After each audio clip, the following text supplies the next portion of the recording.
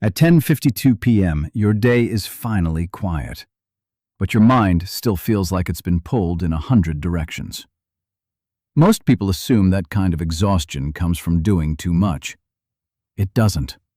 It comes from being constantly pulled away from yourself, by noise, by expectations, and sometimes by a version of you that only exists in other people's eyes. And the strange part is, the more you try to stay composed or focused, the more disconnected you quietly become. Because not all calm is strength. Not all effort builds anything real. In this video, we're going to break down what's actually draining your energy, why your life can feel full but still empty, and what changes when you stop living for an audience and start becoming someone you can rely on. At 8:13 a.m., your inbox is already full, Slack is blinking, and before you've even taken your second sip of coffee, you've switched between 3 tabs and 2 conversations. By 10:47 a.m., you've sat through a Zoom call, replied to 5 messages on LinkedIn, and checked your phone at least 28 times, according to a 2022 report from Asurion. And somehow, by the time the day ends, you feel drained, but not accomplished. It's a strange kind of tired. Not the kind that comes from effort, the kind that comes from being pulled apart. Because what empties your day isn't always how much you do. It's how many times you're taken away from what you were doing. And that difference matters more than most people realize. Look at a typical weekday in Los Angeles or New York. You start with one intention. Maybe it's finishing a report. Maybe it's studying for an exam. Maybe it's something simple like organizing your space. But then a message comes in, then another, then a notification you didn't ask for, then a meeting that runs longer than expected. And by 2:35 p.m., you've touched 10 different tasks, but completed none of them fully. This is where the confusion begins. Because from the outside, it looks like productivity. You were active, you responded, you stayed busy. But inside, something else happened. Each interruption didn't just take your time, it broke your direction. A 2009 study by Gloria Mark at UC Irvine found that it takes an average of 23 minutes and 15 seconds to return to a task after an interruption. Now imagine that happening not once, but 20 times a day. That's not a schedule, that's fragmentation. And here's the part most people overlook. Being busy feels similar to making progress, but they are not the same experience. One fills your calendar, the other builds something. One keeps you reacting, the other lets you move forward. You can spend 8 hours responding to things and still feel like nothing actually moved, because nothing stayed long enough to take shape. Think about a day where you worked on one thing for 3 uninterrupted hours. Compare that to a day where you switched tasks every 6 minutes, which, according to a 2016 study by Rescue Time, is the average attention span on a digital device. The total time might be the same, but the result feels completely different. One has weight, the other disappears. This is where the real cost shows up, not in your schedule, but in your ability to stay with something long enough for it to become real. When your attention keeps getting redirected, your thinking never gets the chance to deepen. You start many ideas, you finish very few. You begin to feel like someone who can't focus, but that label is misleading, because the environment you're in is designed to interrupt you. According to a 2023 Microsoft Work Trend Index, the average worker receives a notification every 2 minutes during peak hours. That's not a personal flaw, that's exposure. So, over time, something subtle begins to shift. You don't just lose time, you lose continuity. You lose the feeling of moving through something from beginning to end. And without that, Even meaningful work starts to feel shallow. You read a page, then check your phone. You read a paragraph, then open another tab. You listen to someone, then drift halfway through their sentence. And slowly, without noticing, your day becomes a collection of fragments, not a story. This is why so many people end their day feeling strangely empty, not because nothing happened, but because nothing held. You were present in many places, but not long enough anywhere. Even small things lose their impact. A conversation doesn't land, a task doesn't satisfy, a goal doesn't feel closer. Everything moves, nothing settles. And when this becomes your normal, you start to draw the wrong conclusion. You think the problem is you, that you lack discipline, that your mind is weak, that you just need more motivation. But step back for a moment. Look at the inputs. Look at the number of interruptions. Look at the constant switching. Look at how often your attention is pulled before it can stabilize. Now, ask a different question. Would anyone perform well in that environment? A 2021 Stanford study on multitasking showed that people who frequently switch tasks perform worse on memory, attention control, and task completion compared to those who stay focused longer. Not slightly worse, significantly worse. And yet, the modern workday expects constant switching as if it's normal, as if it has no cost. But it does. It changes how your mind operates across the entire day. And here's where the misunderstanding becomes dangerous. Because when you live in this kind of environment long enough, you stop noticing the interruptions. They become background. You start to believe this is just how life feels, scattered, restless, half-finished. But that's not a fixed trait. It's a condition you've adapted to. You don't need to imagine this. Look at your own day. Check your screen time. Apple's screen time data often shows users picking up their phone 90 to 150 times a day. That's not just usage, that's disruption. Each one a small break in your attention, each one a reset you didn't choose. And over hours, those small breaks add up to something much larger. A day that never fully forms. But this still isn't the deepest issue, not yet. Because being pulled apart explains why your time disappears, but it doesn't fully explain why you begin to feel disconnected from yourself. That comes next. Because once your attention stops staying in one place, something else begins to move with it. And that's where things get even more difficult to notice. By 7:14 a.m., some people have already checked Instagram, opened LinkedIn, and taken a photo they may or may not post. Not because anything important happened, just because the day already feels slightly public. Even before breakfast, there's a faint sense that life is being watched. That feeling matters more than it seems. Because a lot of people no longer make choices in private. They make them in the presence of an imagined audience. Not always a real audience, often not even a specific one. Just a vague crowd somewhere in the background, ready to approve, compare, ignore, or judge. And once that happens, ordinary decisions begin to change shape. A workout at Equinox in Manhattan is no longer just a workout. A weekend run near Lady Bird Lake in Austin is no longer just a run. A quiet Saturday morning with a book in Brooklyn is no longer only rest. Each moment quietly picks up a second question. How does this look? That is a very different way to live. Because once appearance enters the room, usefulness often leaves through the back door. You stop asking, "Is this good for me?" and start asking, "Does this say something good about me?" Those two questions can point in very different directions, and many people do not notice the switch when it happens.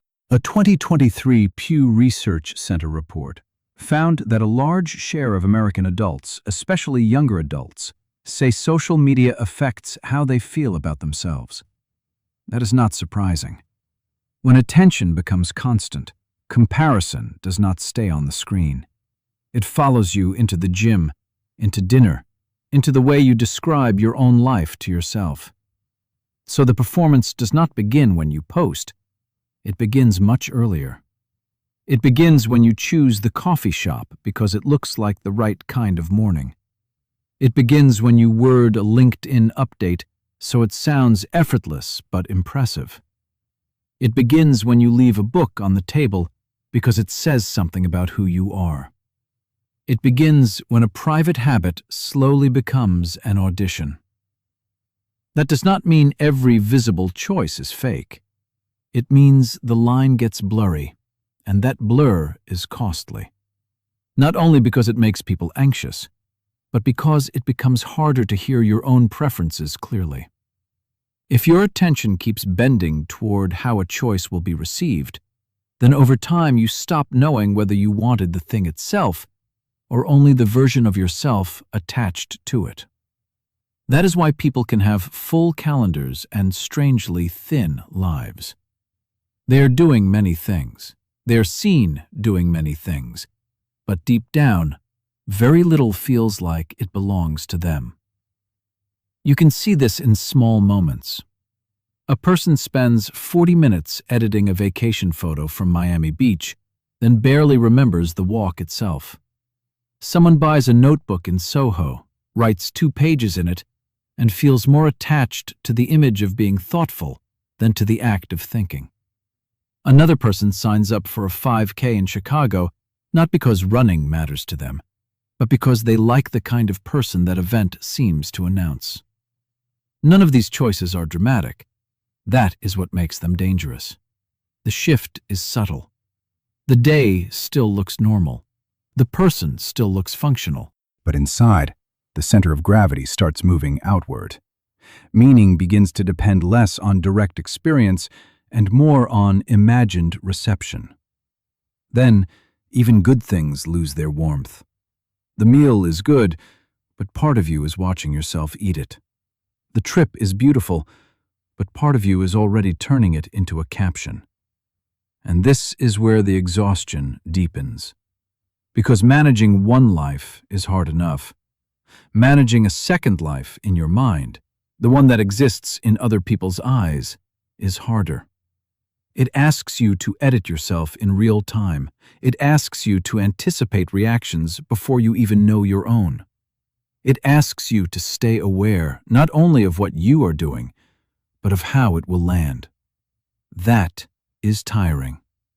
And it helps explain why so many people feel oddly empty after days that looked full. They were not only working, they were also curating, not always with intention, often by habit. A 2022 report from Meta showed how frequently users move between viewing, posting, and messaging in a single session. That kind of movement trains the mind to keep checking how life is landing, not just how life is feeling. Over time, that habit does something quiet but serious. It weakens your contact with your own taste. Not your taste in clothes or music, your taste in life, the deeper kind. The kind that answers questions like, what pace actually suits me? What work do I still care about when nobody praises it? What friendships feel real when there is nothing to show? What kind of rest leaves me clearer, not just more presentable? Those answers are hard to find when every choice is slightly tilted toward display.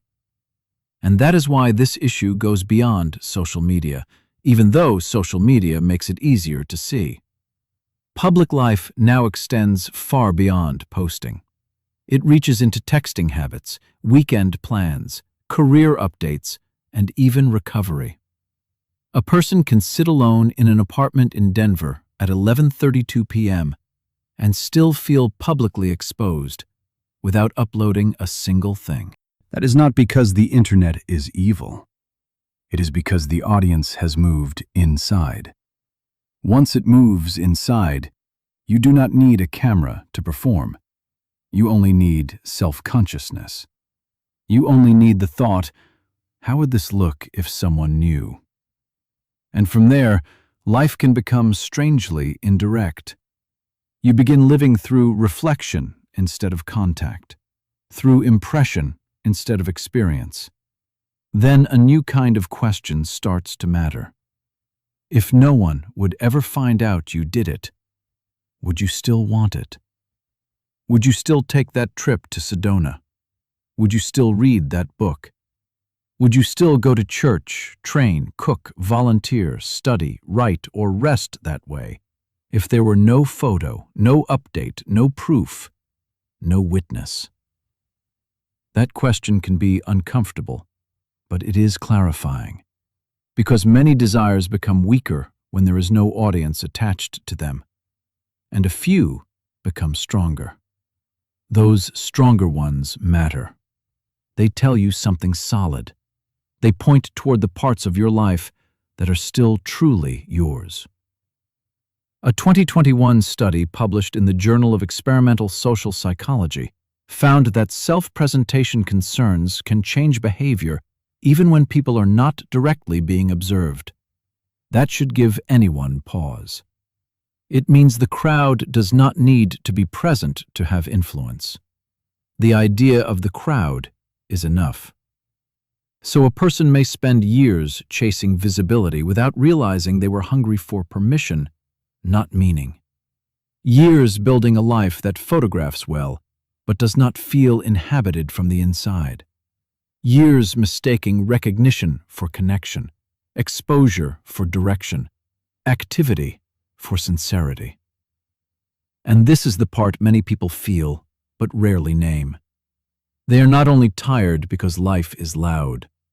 They are tired because life has become too visible inside their own heads. Even a private moment can feel staged. Even a decent day can feel strangely unreal. Even success can feel thin when part of the experience was spent converting it into something legible to others. That is why some people keep achieving and still cannot feel settled. It is not always because they chose the wrong goals. Sometimes they have simply spent too long relating to their own lives as if they were on display. And once that habit settles in, private experience starts to lose its voice. You can still move. You can still perform. You can still look fine. But you stop hearing yourself clearly. And that is where a lot of people quietly disappear, not in public, but from their own lives. At 9:17 p.m., your phone lights up with a message from Daniel, your manager. Can you jump on this real quick? You read it, feel the tension rise in your chest, and then you do nothing. No reply, no reaction. You tell yourself you're staying calm, but pause for a second. Is that calm, or is that avoidance wearing a clean shirt? Earlier that same week, on Thursday morning at 8:42 a.m., your coworker Lisa drops a passive-aggressive comment on Slack about your missed deadline. You read it twice. You feel the sting. And again, you stay quiet. No pushback, no clarification, just silence that looks composed from the outside. People will often praise that version of you. They'll say you're mature. They'll say you don't get dragged into drama. They'll say you have control. But those labels don't always match what's happening inside. There are at least 3 very different states that can look identical on the surface.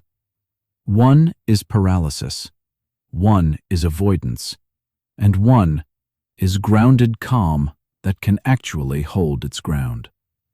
They all look like not reacting, but they feel completely different after the moment passes.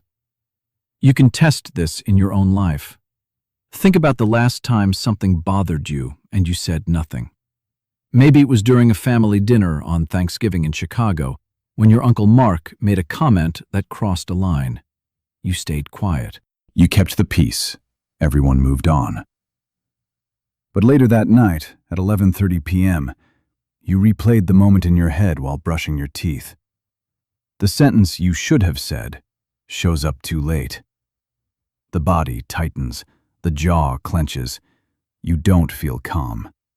You feel unfinished. That's not composure. That's suppressed friction. Or take another scene.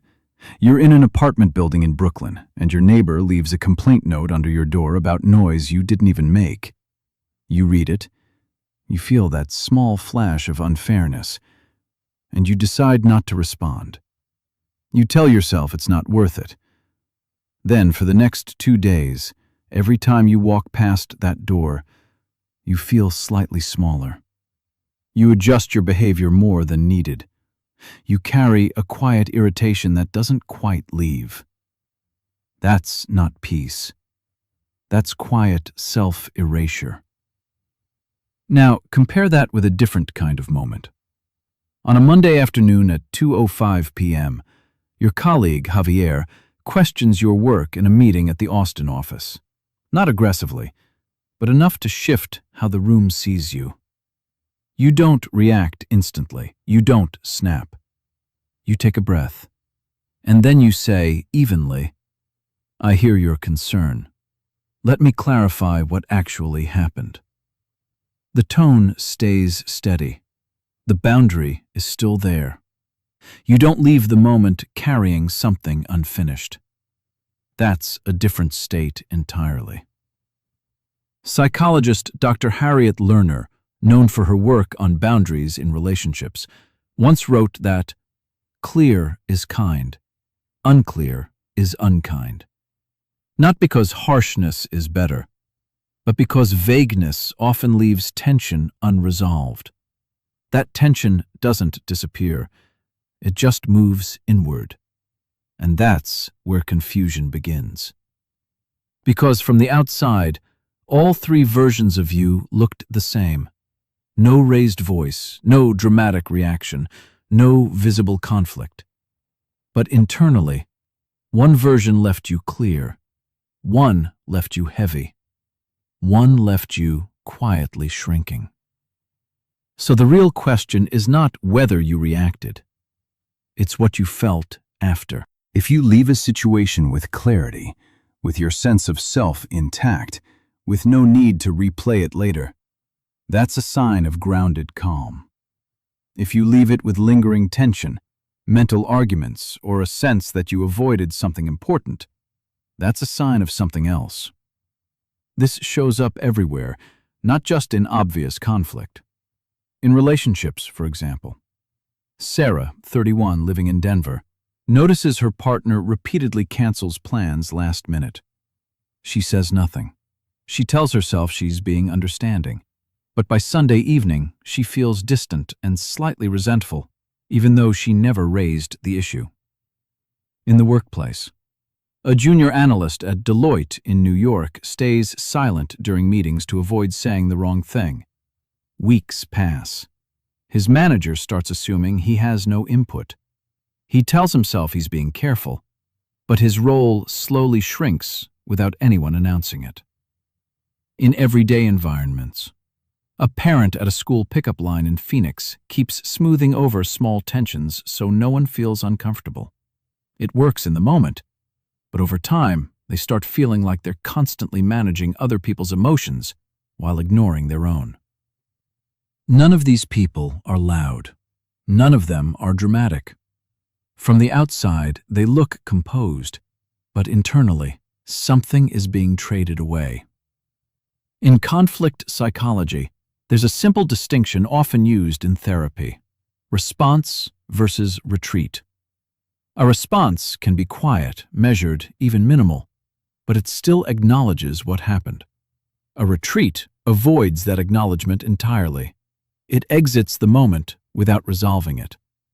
Those two paths lead to very different outcomes, and most people don't realize which one they're taking because both look like silence. This is where the idea not reacting equals maturity starts to break down. Sometimes not reacting is exactly what keeps you stuck. It lets situations define themselves without your input. It lets other people's assumptions go unchallenged. It slowly teaches your own mind that your perspective is optional. And over time, that has a cost. You begin to hesitate even when you should speak. You start editing yourself before anyone else does. You feel less certain, not more, even though you've been staying calm. That's the hidden trade. You kept the moment smooth, but you lost a small piece of your position inside it. Now here's where the boundary becomes real. Grounded calm is not the absence of response. It's the ability to choose how and when you respond, without abandoning yourself in the process. It doesn't rush, but it also doesn't disappear. It can look like a short sentence in the middle of a meeting. It can look like a delayed message sent the next morning at 10:12 a.m. that says, "I want to revisit what happened yesterday." It can look like a simple, "That doesn't work for me," said without aggression. It's not loud, but it's not empty either. And building that takes more than just telling yourself to stay calm. It takes noticing what happens after each situation, not during the performance, but after the room is quiet again, when you're alone, when there's no audience, when the body either settles or stays tight. That's where the difference reveals itself. You don't need a theory to see it. You need to check what you carry out of the moment. Because the goal is not to look composed. The goal is to leave without having erased yourself. And that's a much harder standard. But even if you start to hold your ground with other people, even if you begin to speak at the right moments and stay steady under pressure, there is still another layer that's harder to deal with. Because the most persistent pressure doesn't always come from your boss, your partner, or your neighbor. It comes from the voice you carry with you after everything is over. On Saturday at 7:10 a.m., the room is quiet, the coffee is hot, and for the first time all week there is no meeting, no deadline, no message waiting for you. So you sit down for a minute. Then your hand reaches for the phone almost on its own. You open YouTube Shorts, then email, then weather, then nothing in particular. 5 minutes pass, and somehow being still already feels harder than being busy. That moment says more than people realize. A lot of people assume they want peace until they get a small taste of it. Then the restlessness starts. The body gets fidgety, the mind jumps. The silence feels slightly too big for the room. And that is often where the misunderstanding begins. Because the hard part is not always turning the noise down. The hard part is meeting what shows up when the noise is gone. Apple Screen Time has made this visible for millions of people. A person can unlock their phone 96 times in a day, according to common usage reports, and still insist they are just checking something real quick. Netflix autoplay keeps the next episode moving before you choose. TikTok and YouTube Shorts keep feeding the next clip before a thought has time to land. After enough weeks of that, stillness stops feeling normal. It starts feeling like exposure. Not because quiet is dangerous, because it is revealing. A person who lives in constant reaction gets used to a certain pace. Message, scroll, reply, switch tabs, listen halfway, move on. The day keeps supplying something new before the mind has to stay with anything long enough to feel it fully. So when that supply pauses, the first thing you notice is not relief. It is the absence of cover. That is why the first 5 minutes without your phone can feel longer than 40 minutes of distracted work. Not because 5 minutes is a long time, because in those 5 minutes, there is nothing between you and yourself. Look at how this plays out in ordinary life. A man in Phoenix tells himself he just likes to stay occupied. But every quiet evening ends with ESPN, 2 group chats, and 3 clips he does not even remember the next morning. A woman in Seattle finishes dinner, sits on the couch, and opens Instagram before she even knows she is bored. A college student in Boston tries to read 10 pages at 9:40 p.m., gets through 2, then checks a text that turns into 20 minutes of scrolling. These are not dramatic moments. That is why they matter. The mind learns from repetition. If every gap gets filled right away, then a gap begins to feel like something that should be filled. If every pause gets covered, then a pause starts to feel wrong. In 2020, research published in Emotion found that many people would rather distract themselves than sit with unpleasant thoughts, even for a short period of time. That does not mean people are weak. It means avoidance becomes familiar very quickly when relief is always one tap away. And familiarity is powerful. A person can get so used to being interrupted that calm starts to feel unnatural. They can get so used to stimulation that silence feels empty when it is actually just unfilled.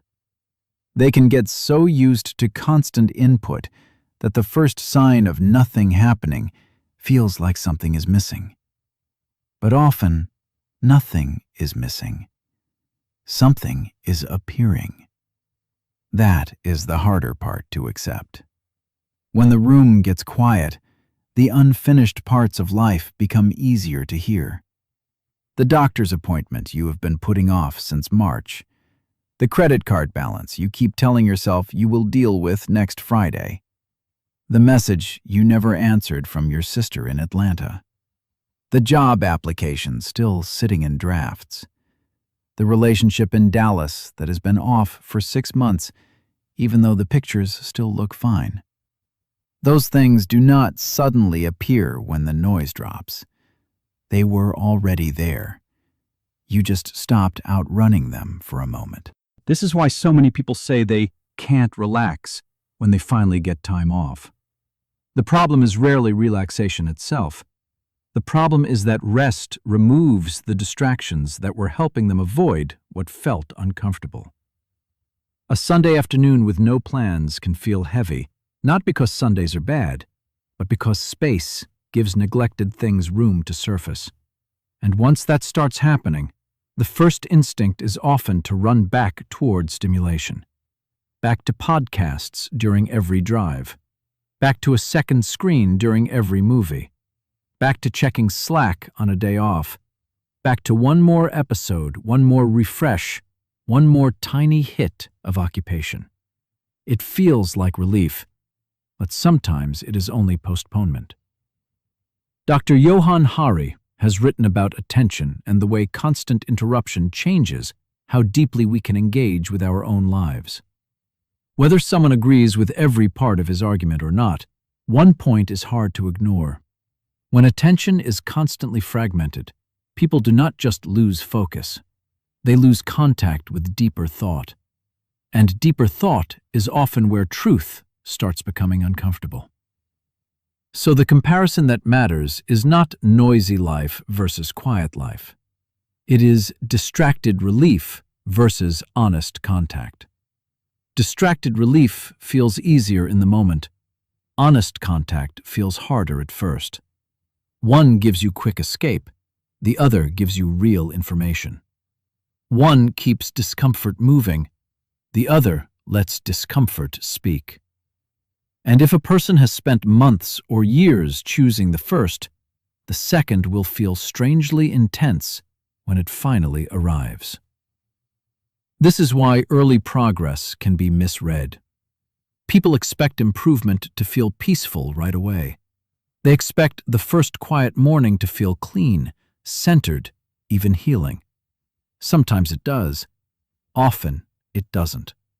Often it feels awkward, irritating, exposed. The chair feels wrong.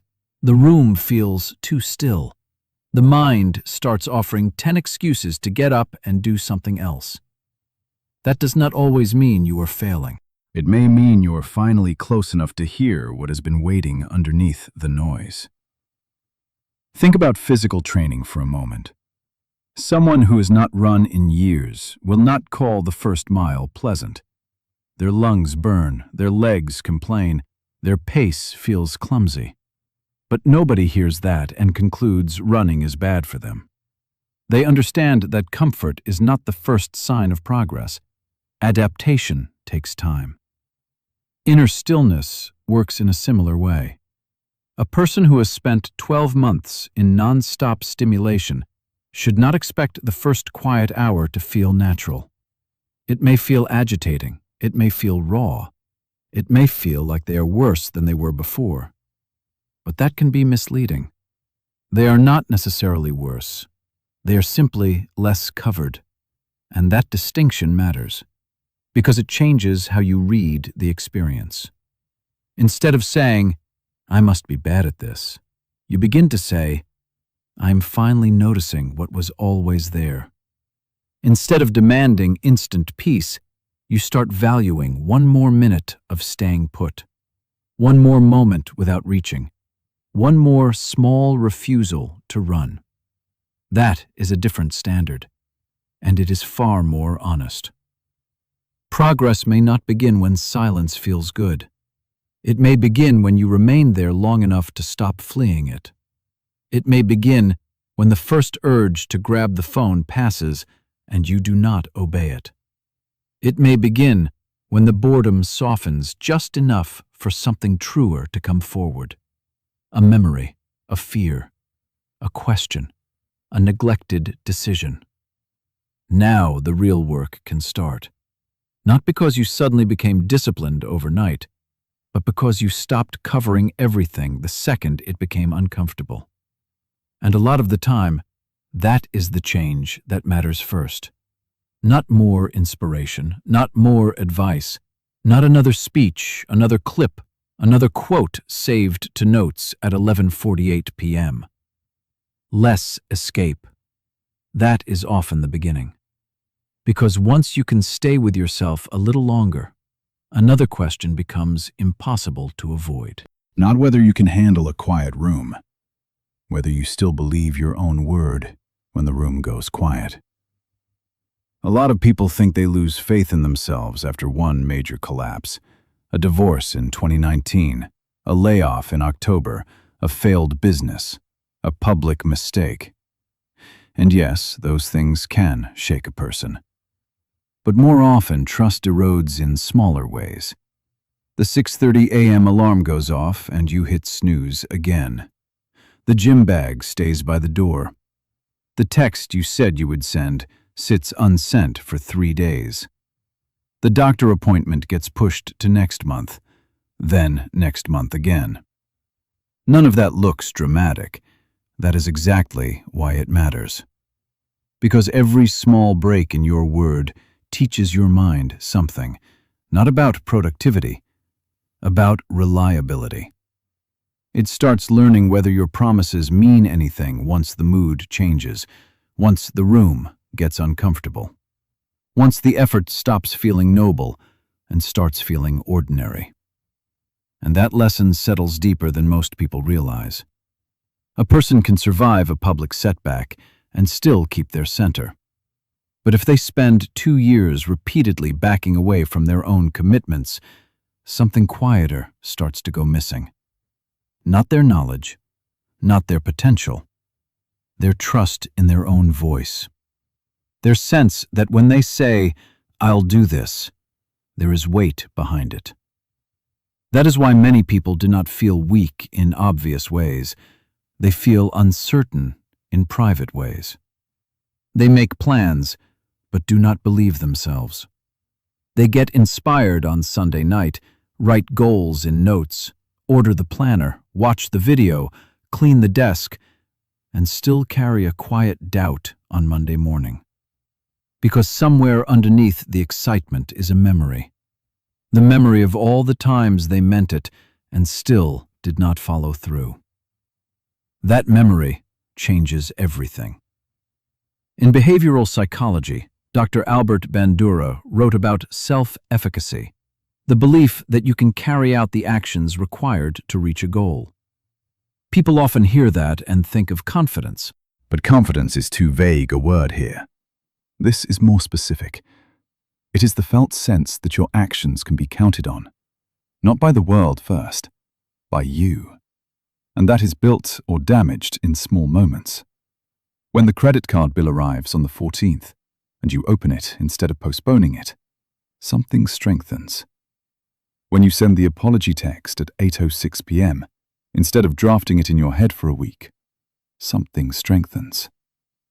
When you keep the Sunday promise to go for the walk, even though no one will know, something strengthens.